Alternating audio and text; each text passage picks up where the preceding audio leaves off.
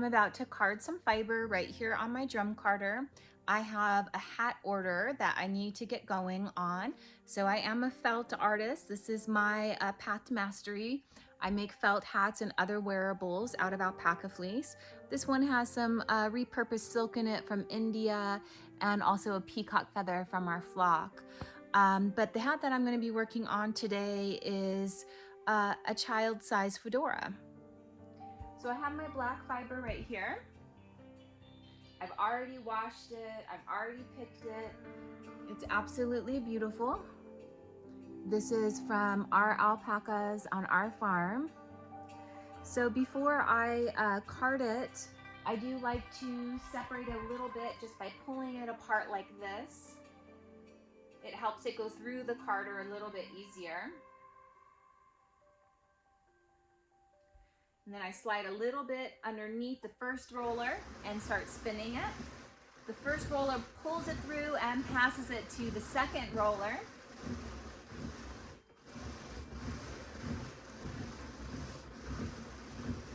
To make a regular sized adult fedora, it usually takes me about 8 to 10 ounces of fiber, give or take a little bit. And that is including some excess when I trim the brim of the hat.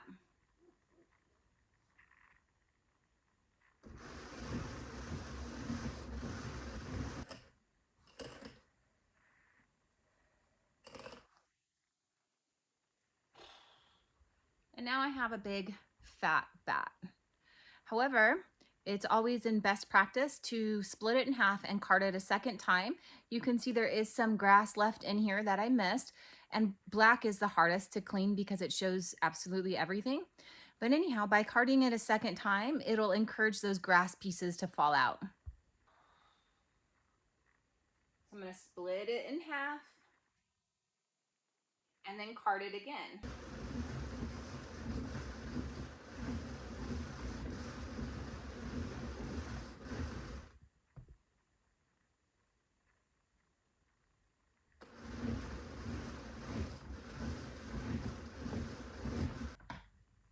And now pull it off.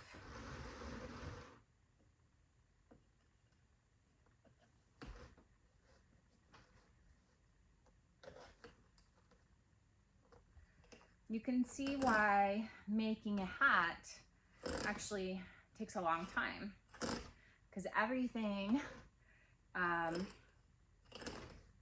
takes a long time when you're doing stuff by hand.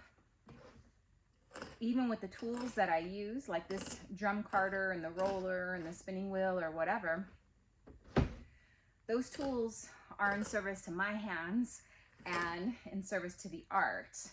So having tools allows your body to sustain, because felt making is actually very physically demanding. It takes a lot of strength to felt by hand continuously. I mean, just drum carding takes energy. Everything on our farm takes energy. But it's our energy. It's the energy that we create and manifest through our bodies and through our devotion to the land and animals. You can say that it's back-breaking work, or you can say it's back-strengthening work. Either way, we carry the burden by choice.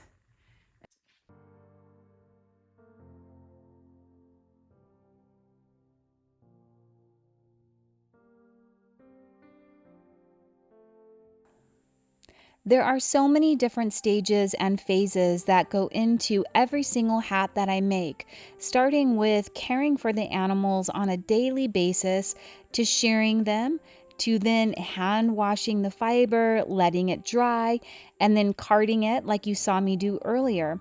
After it's carded and I have the bats, the next step is laying out all of the fiber. You can see I'm starting that now, and the first thing I do is create a circle.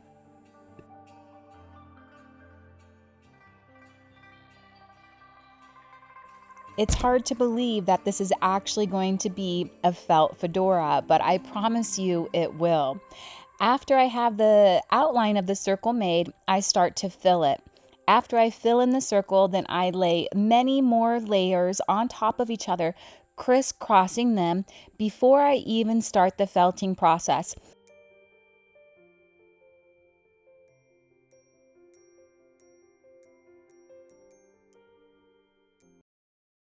You can see my big puffy pile of fiber that's in the shape of a circle. I did about 7 layers of fiber. I like my felted hats to be nice and thick.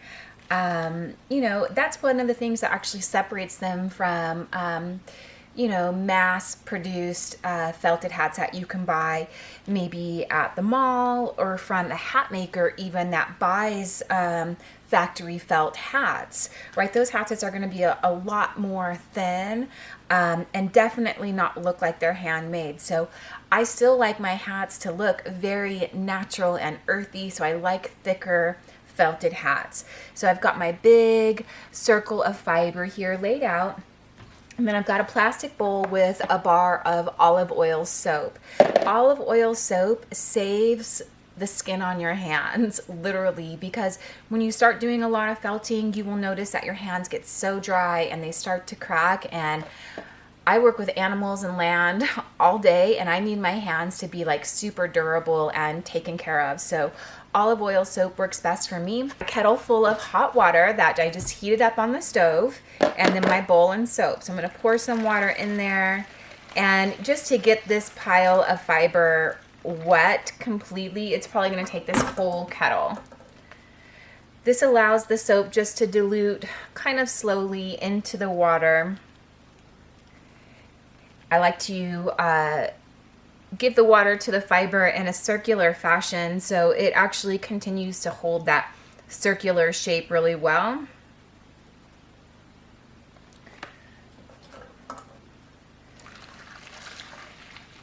Now, when you first start felting, you're probably going to have some kind of touch and go experiences where you'll need to gauge how much water and how much soap to use on your own. Now, I've been doing this for quite a while and I do it a lot, so I can pretty much flow through it seamlessly. I will tell you though, at the beginning of the felting process, you need less soap. You don't want that much soap in your water because it'll make the fibers a little bit too slick. I've got my bubble wrap here. I'm gonna lay it out on top, covering all of the fiber. This is the one thing that's not super sustainable about the practice. I do reuse all of this bubble wrap though. You can see I use pool cover and then regular bubble wrap. I reuse it all, so none of it is single use to me until it's really, really worn out.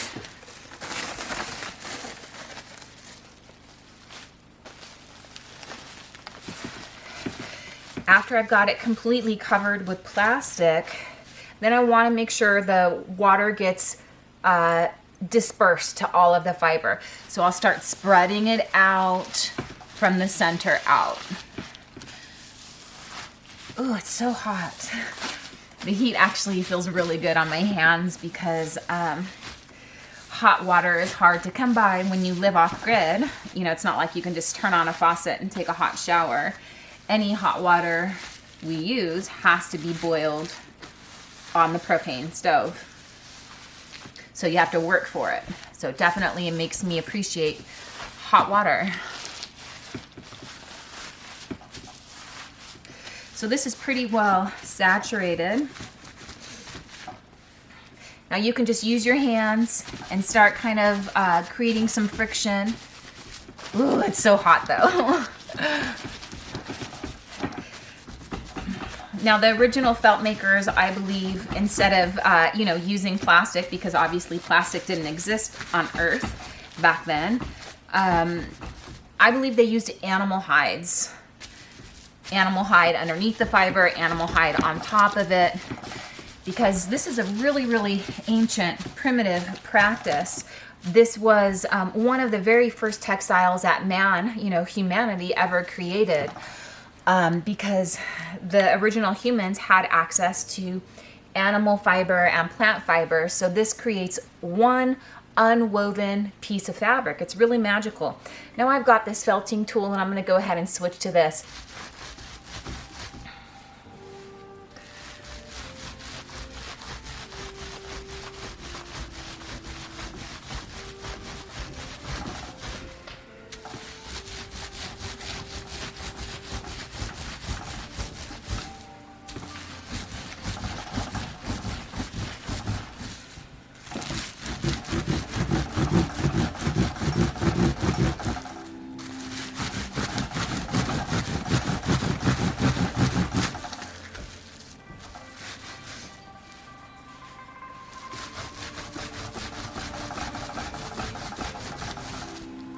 You can see once again that hat making is not a fast process. It's a journey, it's a ceremony, it's an opportunity to go inward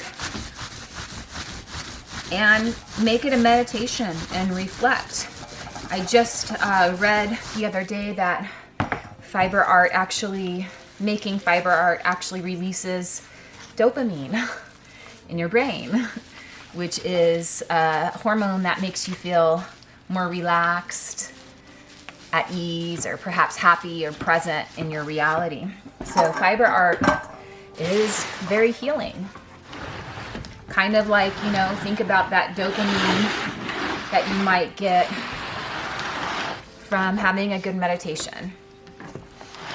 I just spun my felting tray around to make it easier to get the other side.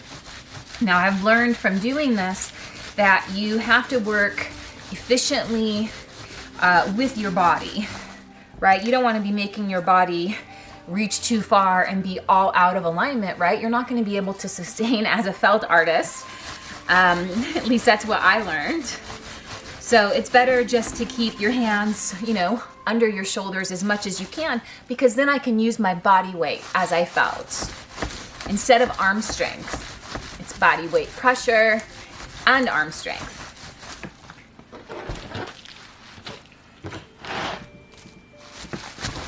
Okay, let's see how this looks.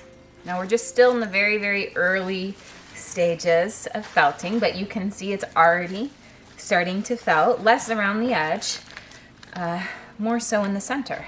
It's already becoming one piece. Isn't that beautiful? So I'm just trying to get some of the wrinkles out. It's better to not avoid the wrinkles or any thin spots. So if I saw a thin spot now, I could right away put some fiber down and it won't be an issue, because I do spend some time patching any thin spots after the hat is blocked. I'm gonna tidy up the circle here, tuck the ends under.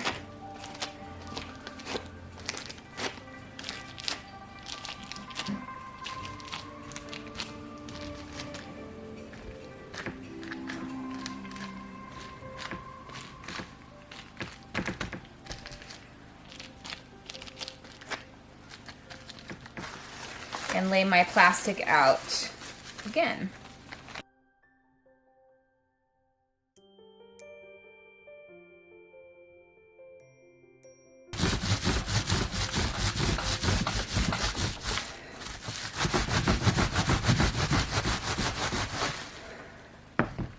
See what I mean? It's really hard work,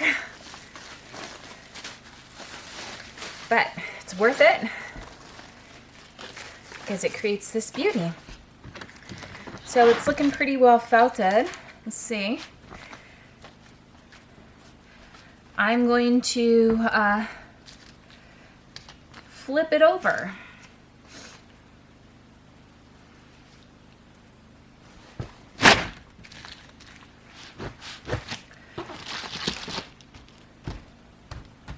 What do you think of that?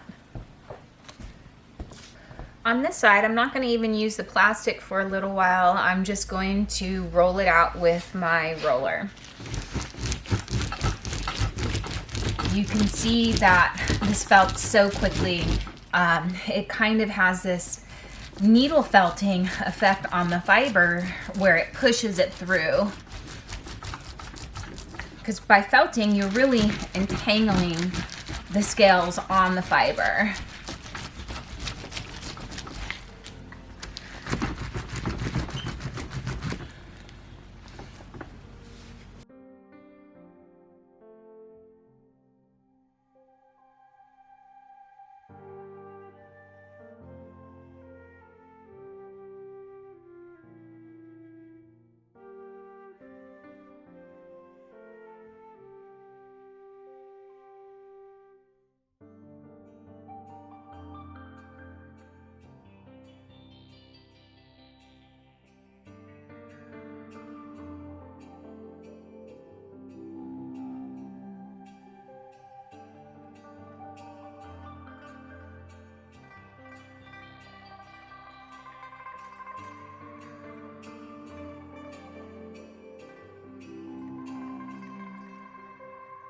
Now I'm going to take it off of the bowl or the globe, and I'm going to squeeze out the water.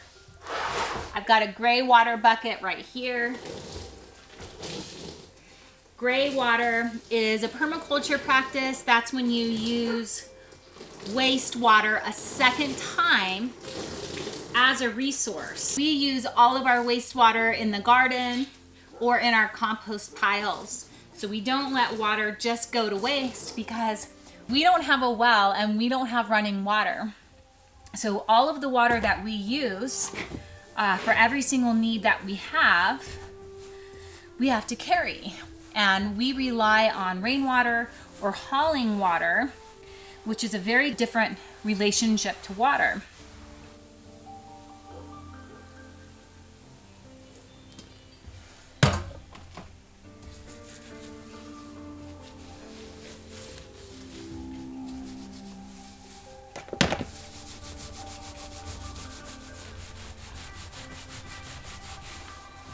To go from a flat piece of felt to an actual shape, you will need to use a resist, such as a bowl.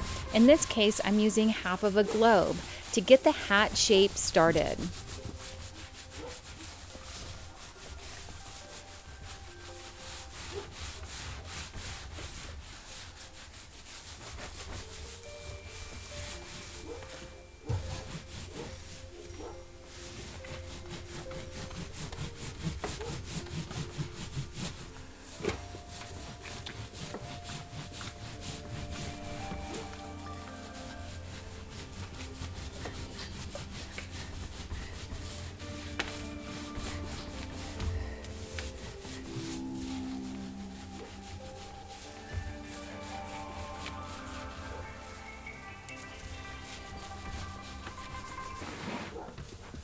I spin the hat around, trying to keep the work closest to my body. Again, allowing my body weight to do a lot of the work so it's less arm strength and more body weight. That allows my body to sustain and stay in alignment physically so I don't get too tired out.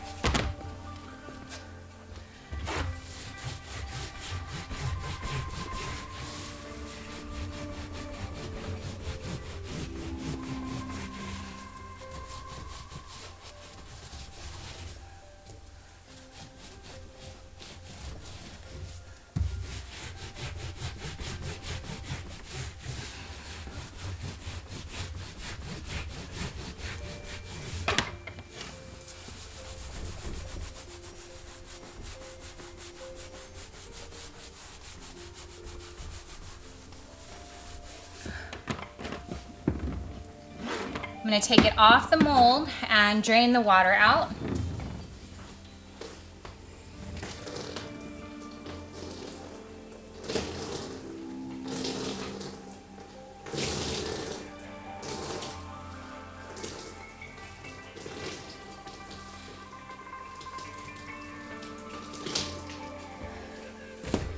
Now I'm going to set the bowl to the side and grab a hat shaper. I'm going to turn the felt inside out, and now I'm going to start on the opposite side on top of the hat shaper.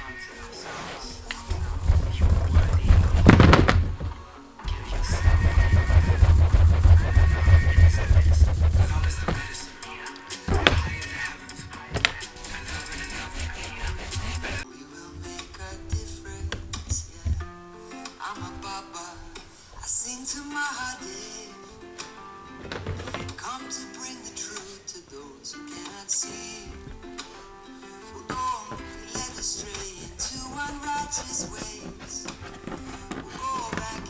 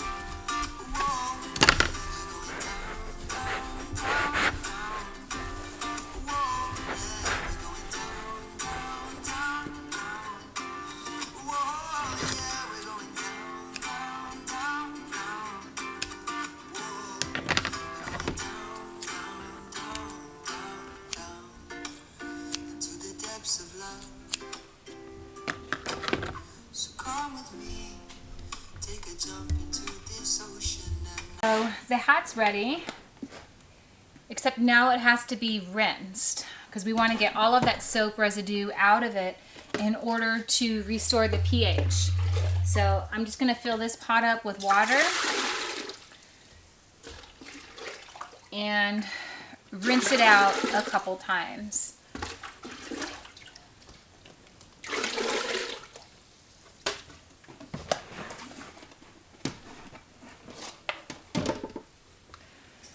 Here we go.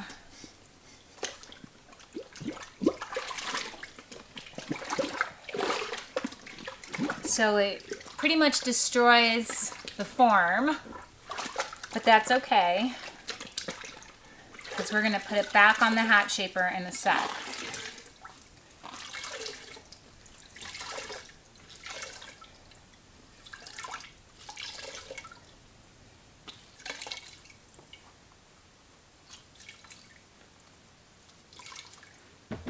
I'm going to pour this out in my gray water bucket and rinse it again.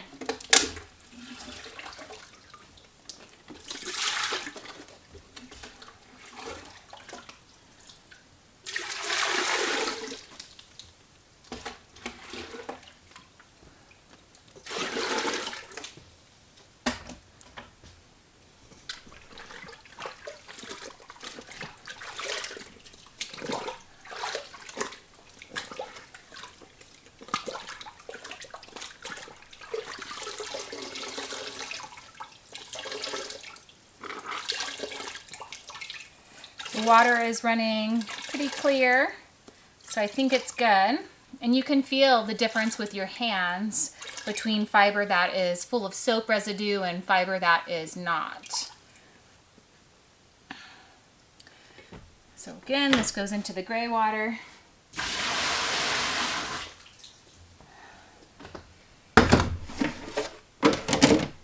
And I'm also going to pour off the water that's on this tray because it's all soapy.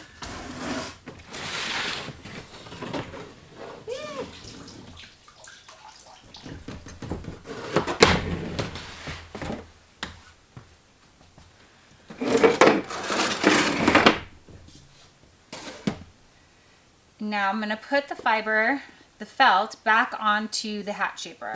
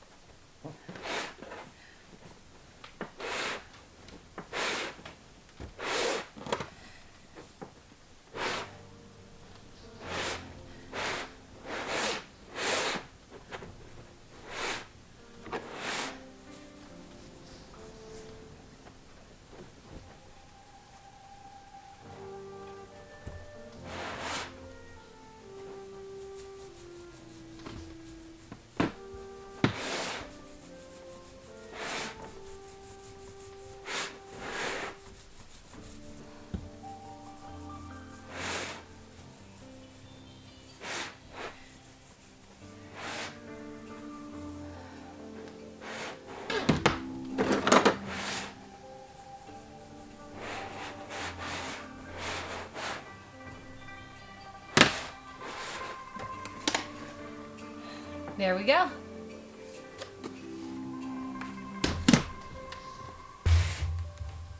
Blocking the hat is one of the final stages in felt hat making. That's when you use an iron to infuse the hat with heat, causing it to hold the shape more permanently.